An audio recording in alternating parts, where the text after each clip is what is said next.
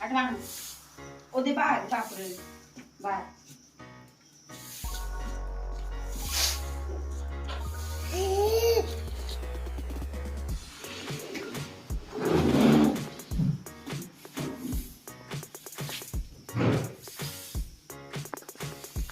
Shabash, shabash. Ecco, mamma di.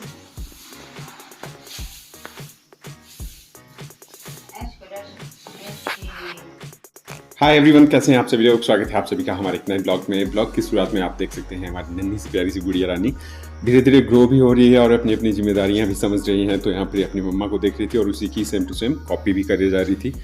तो देखिए बानू एकदम से पिकअप कर लेती है चीज़ों को। तो बहुत ही अच्छा मोमेंट लगा मुझे, ये सबसे बेस्ट वाला मोमेंट मैं कहूँगा आज के ब्लॉग का। और बात देता हूँ आप लोगों को, तो मंजू के दादाजी आए हुए हैं मेहमान हमारे घर पर। तो अपने दादा की खातिरदारी करने के लिए मंजू सवेरे सवेरे बना रही है गर्मा गर्म परांठे। साथ ही साथ प्रियंका भी हेल्पिंग हैंड कर रही है मंजू की।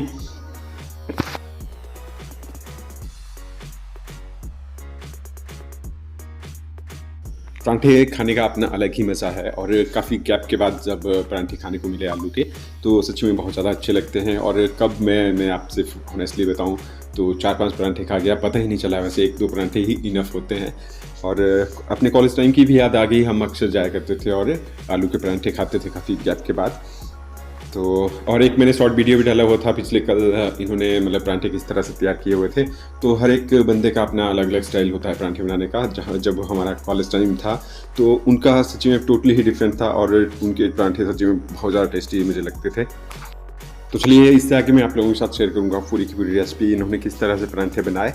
और यहाँ पर बाणी खेल रही थी जो मंजू के दादाजी आए हुए हैं उनके साथ।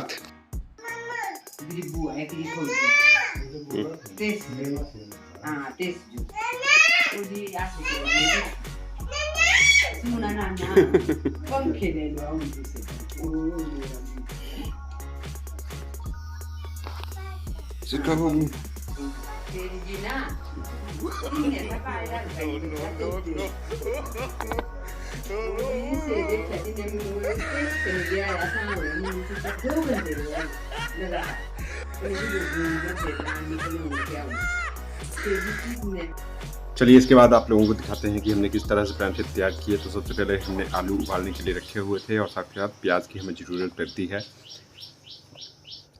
और ये देखिए ये मसाला कूट करके तैयार किया हुआ है। तो ये इसमें थोड़ा सा रेड चिली है, धनिया है, जीरा है, गरम मसाला है, हल्की सी अजवाइन भी आप डाल सकते हो। अगर रेड चिली आपने डालनी है वो स्वाद अनुसार तो उसको भी ऐड कर सकते हो। और ऑनियन जैसे कि मैंने आप लोगों को बोला हुआ था बिल्कुल बारीक काटना है आपने, मोटा मोटा पीस नहीं रखना है। अगर आप मोटे मोटे पीस रखोगे तो जब आप इसके परांठे बनाने लगोगे तो ये बाहर निकल जाता है मसाला चपाती के अंदर से। तो ये देखिए अभी बिल्कुल बारीक इस मसाले को तैयार कर रहे हैं यहाँ पे। खैर परांठे बनाने में उतनी भी मुश्किल भी बात नहीं है। जिस तरह से आप एक चपाती को बनाते हो उसी तरह से सबसे पहले गोल गोल करके एक चपाती को तैयार कर देना है। और फिर मसाले वाले पेस्ट को आप लोगों ने इस तरह से इसमें ओवरलैप कर देना है। फिर उसके बाद ऊपर से एक और चपाती इस तरह से ढक देनी है और फिर चारों तरफ से इसको फिट कर देना है ताकि मसाला कहीं से भी बाहर ना आए। और ले लीजिए फिर तवे के ऊपर आ गया नंबर इसका। और फिर दोनों तरफ देसी घी का हमने यूज़ किया हुआ था, तो दोनों साइड देसी घी लगाया और इस तरह से देखिए चम्मच से।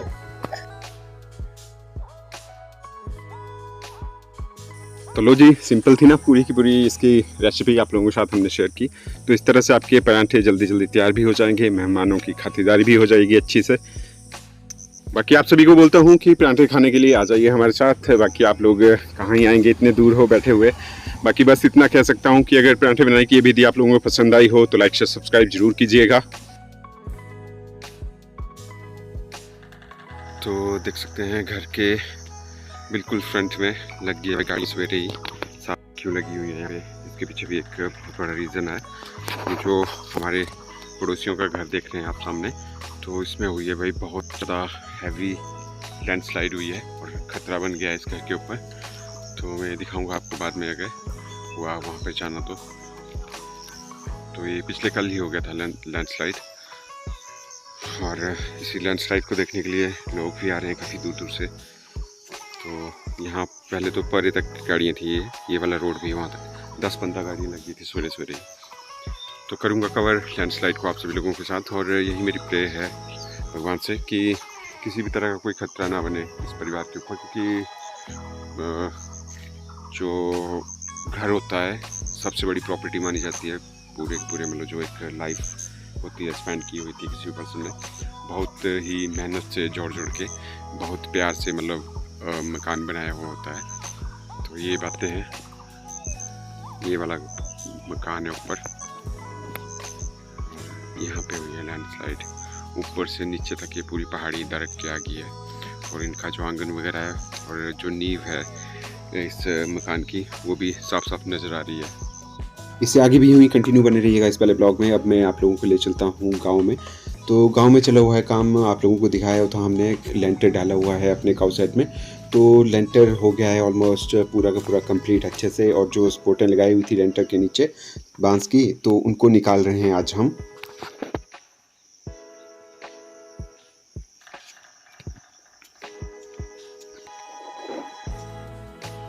बाकी आप लोगों को स्पेशल रिक्वेस्ट रहती है जब भी गांव में जाएं तो अपना किचन गार्डन और साथ साथ गांव का घर भी हमारे साथ जरूर दिखाया कीजिए, उसकी एक झलक। तो चलिए, आप लोगों की जो रिक्वेस्ट है उसको मैं हमेशा नोट करके रखता हूं और पूरा का पूरा कंप्लीट करने की कोशिश करता हूं एज सून एज पॉसिबल। तो यहाँ पर देख सकते हैं आप गांव की सराउंडिंग कुछ इस तरह से है, चारों तरफ हरी भरी वादियाँ। और देखिए हमारे काउ साइड के बिल्कुल फ्रंट में देखिए राइट साइड को लैंडस्लाइड हुई है काफ़ी बड़ी यहाँ पे। किचन गार्डन के साथ जो पेड़ है नाशपाती का काफ़ी बड़ा, तो उसमें खूब सारी नाशपातियाँ लगी हुई थी और इतनी ज़्यादा तेज़ बारिश हुई पिछले 2-3 दिनों से कि पूछिए मत। तो जो पूरे की पूरी फसल थी नाशपाती की तो नीचे गिर गई है, वेस्ट हो गई है। हालांकि मैं थोड़ी सी नाशपातियों को लेकर भी आया था, मैंने जूस वगैरह भी बनाया हुआ है इनका घर में आकर के। और यहाँ पर मम्मी निकाल रही है किचन गार्डन से कुछ सब्जियाँ, तो भिंडी लगी हुई है, साथ के साथ फ्रांसबीन हमें लगी हुई है अच्छी खासी, बैंगन भी लगे हुए हैं। तो एकदम फ्रेश सब्जियाँ होती हैं किचन गार्डन में लगी हुई यहाँ पे। तो हम डेली बेसिस पर यहाँ से कुछ ना कुछ लेकर जाते हैं ज़रूर।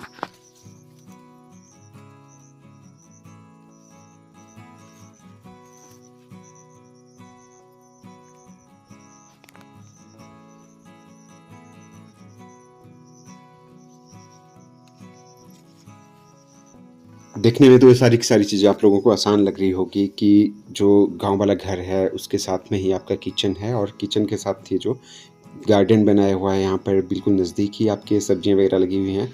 तो ऐसा नहीं है कि हमारा पास यही ज़मीन वगैरह है, तो कुछ ज़मीन जो हमने आप लोगों के साथ ऑलरेडी भी शेयर की हुई है, जो हमारा घास का मैदान है यहाँ से तकरीबन 2 किलोमीटर नीचे को है डाउन में।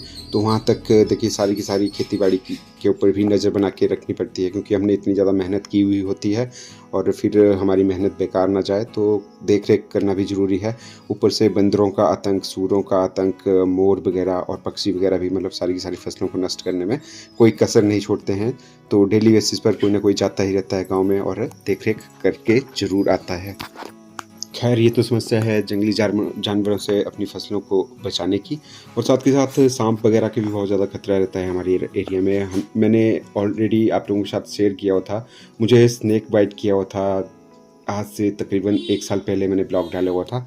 तो उस टाइम पे मेरी कंडीशन इतनी ज़्यादा बुरी हो गई थी, और मैं भी मुझे श्योर नहीं हूँ कि किस तरह की वैरायटी का वो स्नेक था, कौन सी उसकी स्पीसीज़ थी, लेकिन बहुत ज़्यादा जहरीला था वो। उसने मुझे काटा था तो मुझसे खड़ा नहीं हो पा रहा था, मेरी आंखों के आगे बिल्कुल अंधेरा सा छा गया था।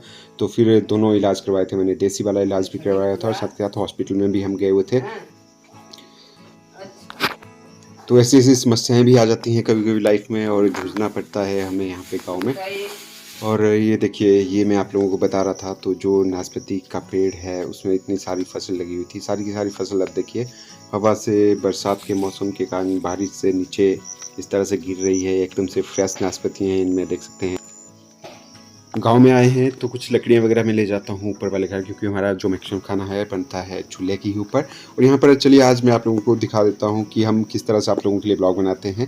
तो ये एक यहाँ पर पत्थर था, वहाँ पर मैंने सबसे पहले कैमरे को एडजस्ट किया, और जहाँ पर कैमरे को मैंने एडजस्ट किया हुआ है वहाँ तक मैं लकड़ियों को लेकर आ गया था, लेकिन आप लोगों को दिखाना चाहता हूँ। फिर यहाँ से मैं डाउनवर्ड फिर से गया और अब उठा रहा हूँ लकड़ियों को, और उसके बाद कैमरे के सामने आप सभी लोगों के सामने हर एक चीज़ है। तो कुछ इस तरह से रहता है गांव में सभी के सभी गांव के लोग हैं इसी तरह से बिजी रहते हैं। एक काम पूरा नहीं हुआ बाकी दूसरा काम शुरू हो जाता है।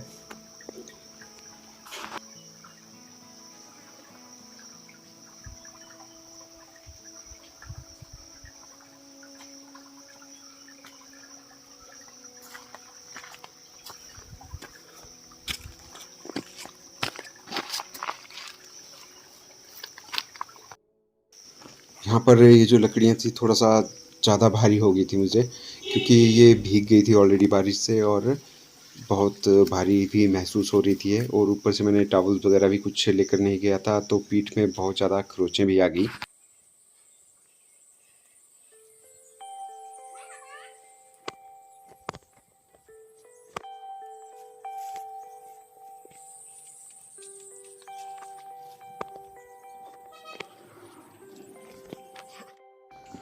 घर पहुँचते ही सबसे पहले मुझे बहुत ज़्यादा ज़ोर से प्यास लग रही थी तो मैंने पानी वगैरह पिया। फिर घर में देखा कि कोई भी नज़र नहीं आ रहा है तो थोड़ा-सा मैं परेशान हो गया कि भई सारे के सारे कहाँ गए? सारे खैर प्रियंका और बाणी थे घर में, मम्मी-पापा ऑलरेडी नीचे थे और मैं भी गाँव में गया हुआ था। तो यहाँ पर मैं ढूँढ रहा था, देख रहा था उनको कि भई कहाँ गए हुए हैं? वो कहीं पे भी नज़र नहीं आ रहे थे। फिर ऊपर से बाणी की हल्की-हल्की सी आवाज़ मुझे सुनाई दी कि ऊपर वाले जहाँ हमारा रूम है, तो मैंने सोचा कि वहीं वहाँ पर होंगे। तो फिर वहाँ पर भी नहीं थे। फिर हमारे रूम के बिल्कुल जो टच में एक दूसरा रूम है जहाँ पर जिसके बाहर हमने वाटर टैंक वगैरह रखे हुए हैं, तो वहाँ पर प्रियंका पानी वगैरह भर रही थी और बाणी भी वहीं पर ही थी।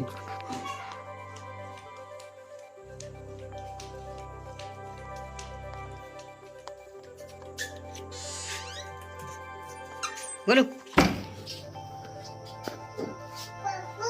हाँ हाँ बोलो।